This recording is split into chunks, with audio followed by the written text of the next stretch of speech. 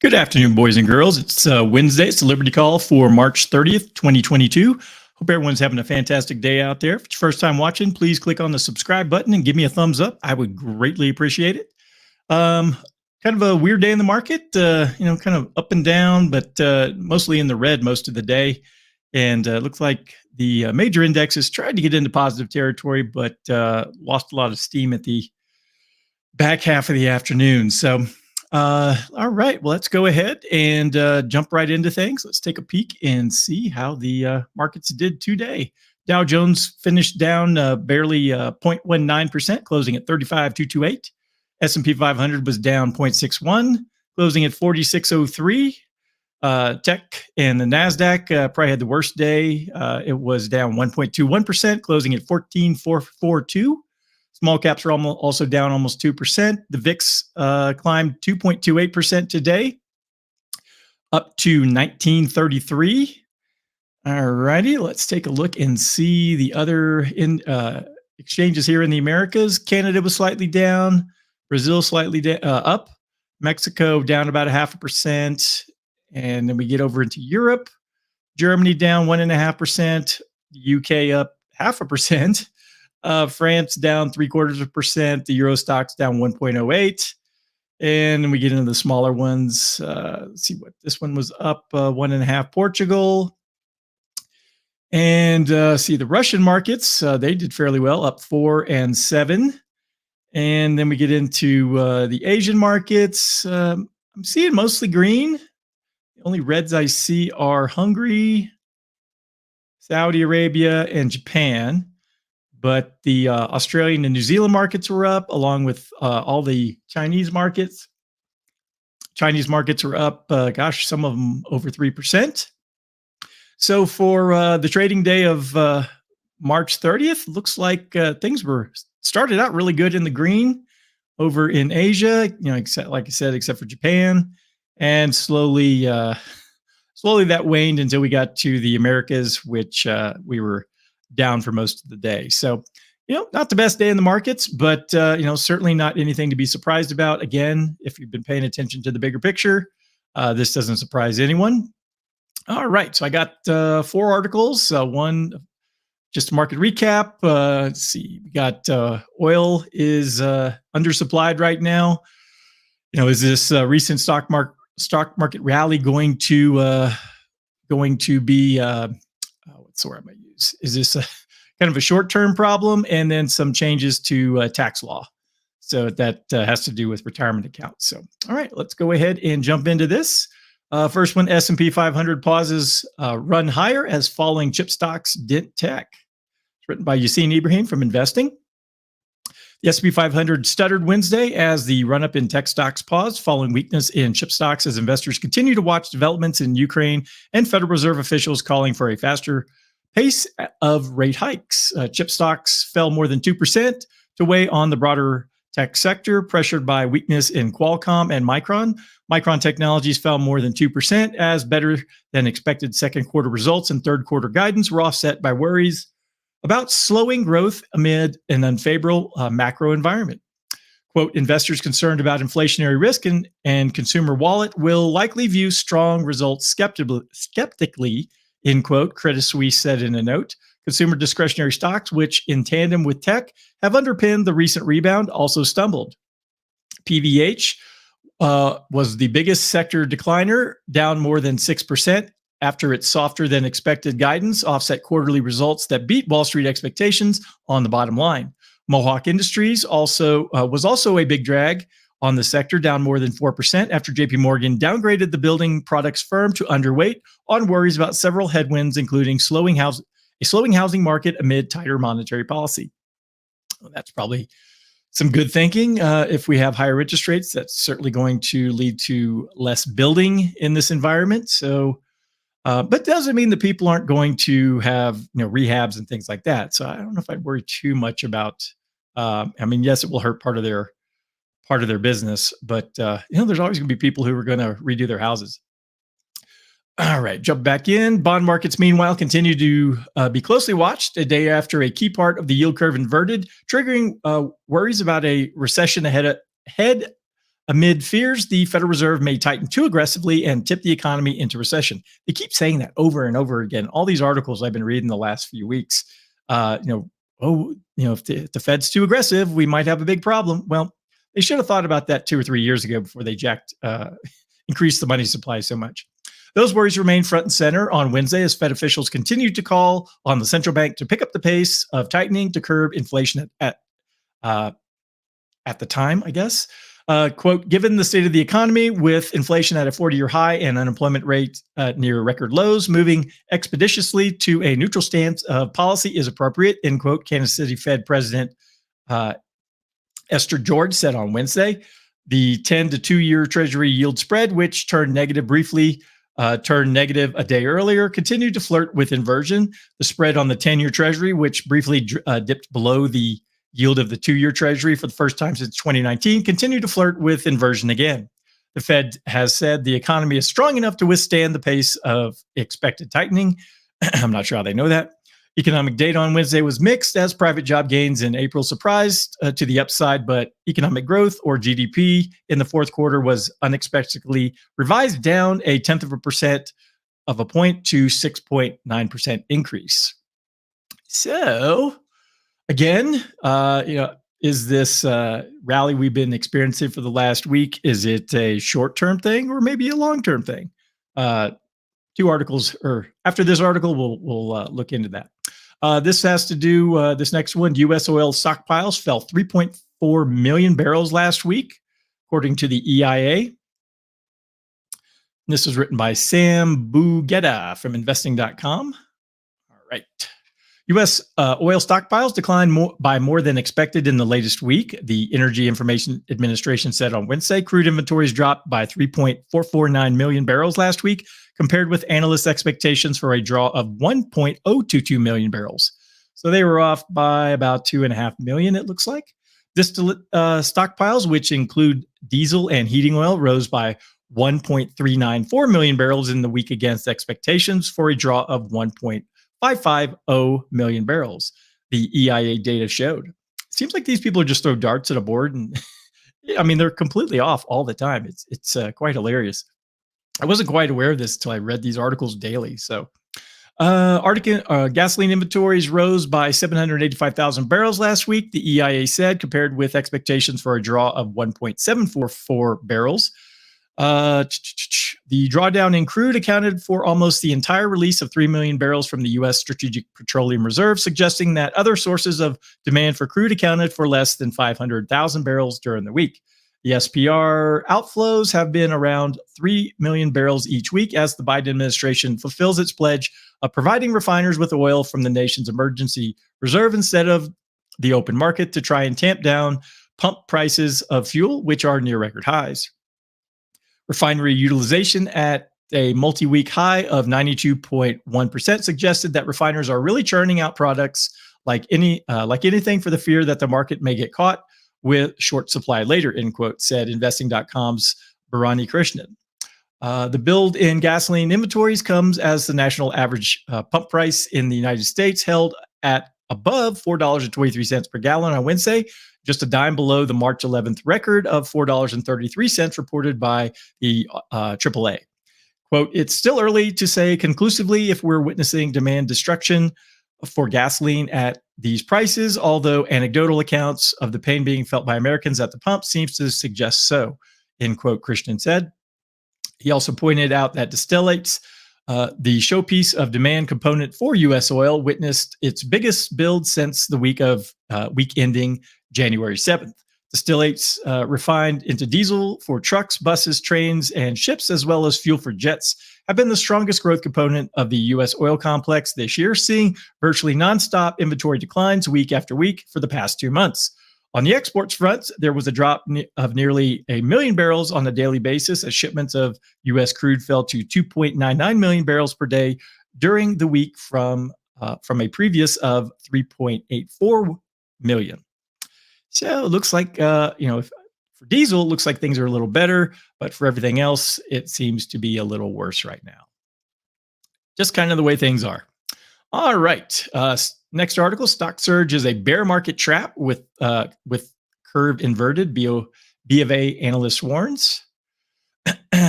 All right. The 11% surge in stocks in the past 2 weeks has hallmarks of a bear market rally that might give way to deeper losses. That's the conclusion of analysts at Bank of America who say warning signs are flashing for a market that has climbed, quote, despite clearly weaker fundamentals, end quote, including a Federal Reserve bent on raising rates sharply this year to battle persistent inflation. The strategists caution that the sell-off that took the S&P 500 12% from its January record is not over, and sharp rallies are typical of volatility in bear markets, with some of the biggest on record occurring in the throes of the dot-com meltdown and the global financial crisis. A closely watched Treasury market metric flashed a recession warning Tuesday, adding to worries a restrictive Fed will damage the economy. Quote, the worsening macro backdrop and market-unfriendly Fed makes sustained U.S. equity gains unlikely, end quote, strategists including Gonzalo Asis and Reedy Prasad wrote. The Fed isn't likely to come to the market's rescue at any point, and in fact, the central bank is welcoming of tighter financial conditions to aid its battle against inflation. Quote, in practice, this means lower risk assets, end quote. For now, investors aren't heeding any warnings. The S&P 500 jumped 1.2% Tuesday for its ninth gain in 11 sessions, even as the yield on the 2-year treasuries popped above the 10-year rate for the first time since 2019. But 10-day stretches of big gains have been common in bear markets. There were 4 that exceeded the 10-day rally of 10% through Monday in 11 bear markets since 1927. It's not hard to find reasons for caution. The war in Ukraine still has commodity markets in turmoil. With fertilizer, the latest product to skyrocket in price, oil prices are still elevated, adding to inflationary pressures that the Fed has promised to tamp down, even if it damages demand. Strategists recommended investors sell out of the money calls to hedge against both downturns as well as any potential short-term run-ups, which they say will be limited. Bulls argue that despite the Fed's push to slow growth, companies will still be able to deliver profit gains that justify valuations. Corporate America in particular is most insulated from the impacts of sanctions on Russia. At the same time, bonds around the world have been in free fall. Bank of America strategist said it would take softer inflation for stocks to be able to add to the latest gains, something the bank's economists don't expect. They also warn that any easing of tensions in Eastern Europe would remove the threat to growth, but also give the Fed cover to hike faster. The rates market, for one, are exhibiting a lot more signs of stress. An increase in rates volatility over the past 10 days as a measure by the MOVE index relative to falling equity markets volatility as a measure of the VIX has been the largest since 2009 and one of the biggest ever, BofA says. Following the 2009 episode, the S&P 500 fell 7% over the following 6 weeks. Stocks registered a big pullback at the start of the year, and investors are now wondering if the market's mired in a bear market. Quote, we believe so, end quote, Katrina Simonetti, Senior Vice President at Morgan Stanley Private Wealth Management, said in a Bloomberg radio interview. We believe, quote, we believe that, yes, in fact, this is a bear market. We have been in a bear market for quite some time, end quote, she said. Her team came into the year worried about valuations, Fed tightening, inflation, and a growth slowdown, and the war in Ukraine worsens many of those concerns. Quote, now, this is not to say that there are no pockets of opportunity in the market or in this market. There absolutely are. And investors should be in a position to take advantage of them, end quote, Simonetti said, quote, but they are bear market rallies and they have been seen as such. All right. So again, proceed with caution, folks. It is, things can get really ugly out there if we're not careful. So, all righty. Last article I got here is RMD age stands to rise to 75 as House passes Secure Act 2.0. Here's what to know. Written by Nick Fortuna. This is from Barron's. Let's make this text a little bigger. All right. The second piece of major retirement legislation in little more than 2 years advanced in the House on Tuesday, putting required minimum distributions in line to rise to age 75 over the next decade and increasing the limits on catch-up contributions to retirement accounts for older Americans. The House of Representatives passed the Securing a Strong Retirement Act, sometimes called the Secure Act 2.0, by a vote of 415 to 5. Key provisions also include expanding automatic enrollment of workers in qualified retirement plans like 401ks and extending or indexing catch-up contribution limits for individual retirement accounts to inflation. Quote, these changes will make it easier for American families to prepare for a financially secure retirement, end quote. Rep. Richard Neal, Democrat from Massachusetts, said on the House floor, quote, this is transformative legislation, end quote. Neal introduced the bill with Rep. Kevin Brady of Texas. I highly doubt it's transformative. Earlier today, the Senate Committee on Health, Education, Labor, and Pensions held a hearing on retirement security. Committee Chairman Senator Patty Murray, Democrat from Washington, said that she and ranking member Richard Burr, Republican from North Carolina, quote, are now working to pull together bipartisan ideas in this space and move retirement legislation package later this spring, end quote. Last May, Senator Rob Portman, Republican from Ohio, and Ben Cardin, Democrat from Maryland, introduced legislation similar to the Secure Act 2.0 called the Retirement Security and Savings Act, but that bill hasn't advanced through the Senate Finance Committee. Key provisions of the House bill passed Tuesday include raising the age at which seniors must take required minimum distributions or RMDs from their retirement savings accounts to 73 from 72, effective next January 1. The bill will raise the age to 74 in 2030 and 75 in 2033. Wow. That's 11 years from now. I don't think that's going to do much good for people who are, 68 today. Let's see. Quote, for high-income individuals, the required minimum distribution age being pushed out further is going to be very attractive, end quote, said Lisa Fethergill, National Director of Wealth Planning at Comerica Bank. The RMD age was raised to 72 from 70 and a half by the Secure Act of 2019, increasing the limits on so-called catch-up contribution for employees, ages 62 to 64. In 2021, these workers were allowed to contribute up to $6,500 to their retirement savings plans beyond their otherwise applicable limits. This bill increases that limit to $10,000. Oh my God! Beginning in 2024 and indexes it to inflation, indexing the catch-up contribution limit for IRAs to inflation beginning in 2024.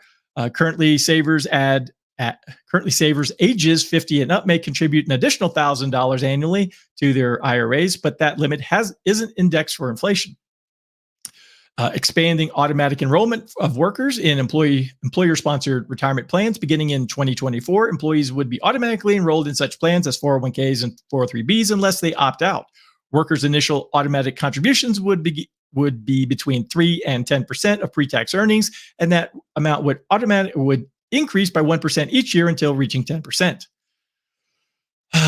All current 401k and 403b plans are grandfathered, meaning they don't have to comply with this provision. There's also an exception for businesses with 10 or fewer employees, businesses that have existed for less than 3 years, church plans, and governmental plans. Of course, don't want the government having to follow the rules. Allowing employers to match workers' student loan payment by making an equivalent contribution to that workers' retirement savings plan. This provision will take effect on January 1st, is intended to help workers who can't afford to save for retirement because of high student loan debt, poor them, which causes them to miss out on their employer's matching contributions to retirement savings plans. Maybe you shouldn't have taken out such a big loan for a job that you didn't need college for. That's just my 2 cents. Creating an online searchable, quote, retirement savings lost and found database, end quote, at the Labor Department to help workers and retirees find their lost retirement accounts, including those from previous employers. Enhancing the Savers Credit, which incentivizes low and middle income Americans to save for retirement with a tax credit up to $1,000 annually. Currently, these workers who can qualify for a tax credit of 50, 20, and 10% of their contributions to a qualified retirement plan up to $2,000 based upon their income level. This bill does away with the tiered credit percentage by creating a single credit rate of 50% beginning in 2027. It also directs the Treasury Department to increase public awareness and use the Savers Credit. So it's good news that people will be able to put more into those retirement accounts. But I mean, again, offering credits from employers for paying off your student. I mean, it just these are, yeah, it just, how about get the government? I mean, who's gonna manage all this process? You can hire more federal workers, which we don't need. I mean, these parasites are like leeches all over me. I mean, how much more money can you extract from the private sector to fund these ridiculous government programs? So, anyways, all right. Well, I'm done for today. So, hope everyone has a fantastic. What day is this? Wednesday evening, and Survivor night for folks who watch Survivor. My wife, she's a big Survivor fan, so she gets the TV on CBS on Wednesday nights. So, anyways, like I said, hope everyone has a fantastic night. And if you need anything from me, please go to dsafinancialgroup.com. All my contact information is there. So if you need to send me a note or want to book an appointment, feel free to do so. I'll be back tomorrow, and have a great evening.